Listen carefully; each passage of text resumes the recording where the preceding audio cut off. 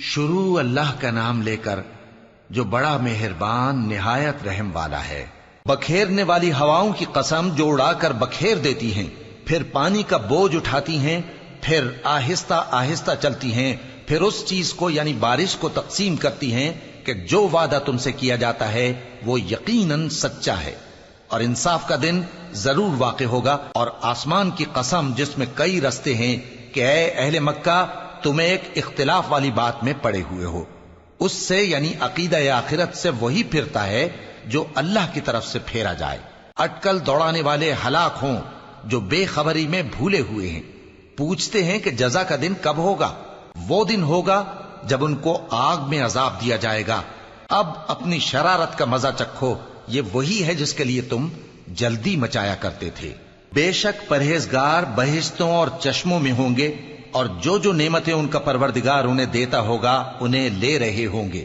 بے شک وہ اس سے پہلے نیکیاں کرتے تھے، رات کے تھوڑے سے حصے میں سوتے تھے اور صبح کے اوقات میں بخشش مانگا کرتے تھے، اور ان کے مال میں مانگنے والوں اور نہ مانگنے والوں دونوں کا حق ہوتا ہے۔ اور یقین کرنے والوں کے لیے زمین میں بہت سی نشانیاں ہیں اور خود تمہاری جانوں میں، تو کیا تم دیکھتے نہیں؟ اور تمہارا رزق اور جس چیز کا تم سے وعدہ کیا جاتا ہے آسمان میں ہے، تو آسمان اور زمین کے مالک کی قسم یہ اسی طرح قابل یقین ہے جس طرح تم بات کرتے ہو۔ اے نبی، کیا تمہارے پاس ابراہیم کے معزز مہمانوں کی خبر پہنچی ہے؟ جب وہ ان کے پاس آئے تو سلام کہا، انہوں نے بھی جواب میں سلام کہا۔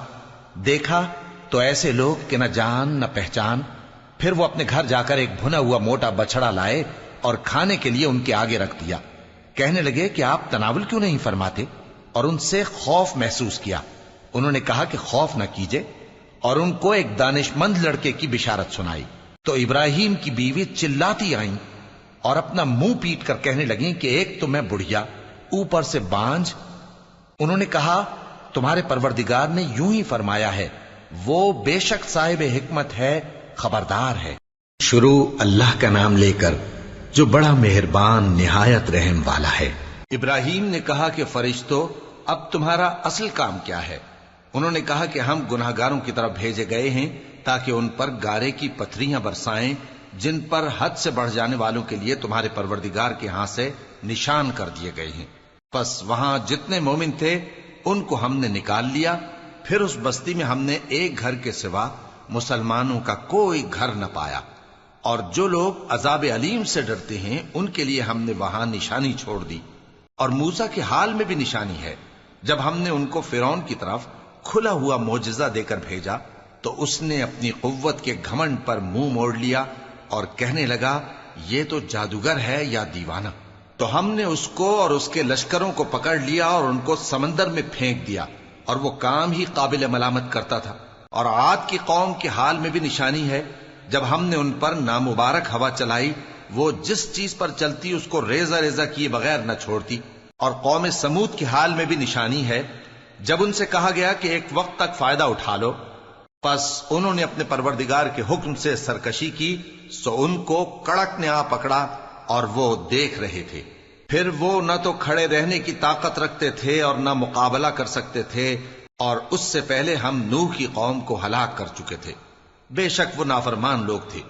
اور آسمان کو ہم ہی نے اپنی قدرت سے بنایا، اور ہم کو ہر طرح کی قدرت ہے، اور زمین کو ہم ہی نے بچھایا، تو دیکھو ہم کیا خوب بچھانے والے ہیں۔ اور ہر چیز کے ہم نے دو دو جوڑے بنائے تاکہ تم نصیحت حاصل کرو۔ تو تم لوگ اللہ کی طرف دوڑ چلو، میں اس کی طرف سے تم کو صاف صاف خبردار کرنے والا ہوں۔ اور اللہ کے ساتھ کسی اور کو معبود نہ بناؤ، میں اس کی طرف سے تم کو صاف صاف خبردار کرنے والا ہوں۔ اسی طرح ان سے پہلے لوگوں کے پاس بھی جو پیغمبر آتا تو وہ بھی اس کو جادوگر یا دیوانہ کہتے۔ کیا یہ لوگ ایک دوسرے کو اسی بات کی وصیت کر مرے ہیں؟ نہیں، بلکہ یہ شریر لوگ ہیں۔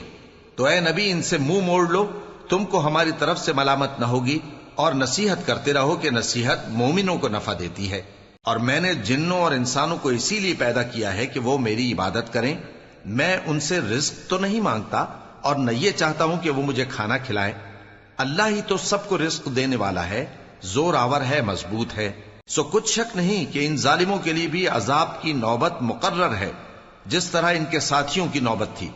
تو ان کو مجھ سے عذاب جلدی نہیں طلب کرنا چاہیے، پھر جس دن کا ان کافروں سے وعدہ کیا جاتا ہے اس سے ان کے لیے خرابی ہے۔